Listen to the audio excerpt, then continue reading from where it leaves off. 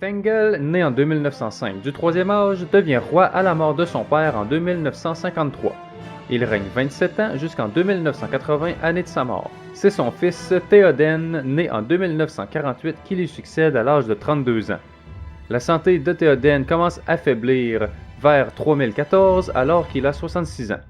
Il est possible que ce fût de cause naturelle, mais il n'est pas rare que les Rohirrim vivent au-delà de 80 ans.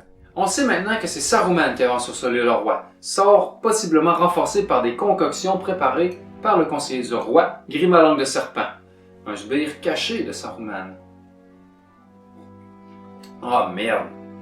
Quoi qu'il en soit, lors de la guerre de l'anneau en hiver 3019, Gimli, Aragorn et Legolas, accompagnés depuis peu par Gandalf le Blanc, arrivent à Edoras pour venir en aide au roi.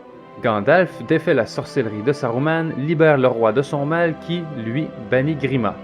La guerre est alors imminente entre le Rohan et l'Isengard, domaine de Saruman.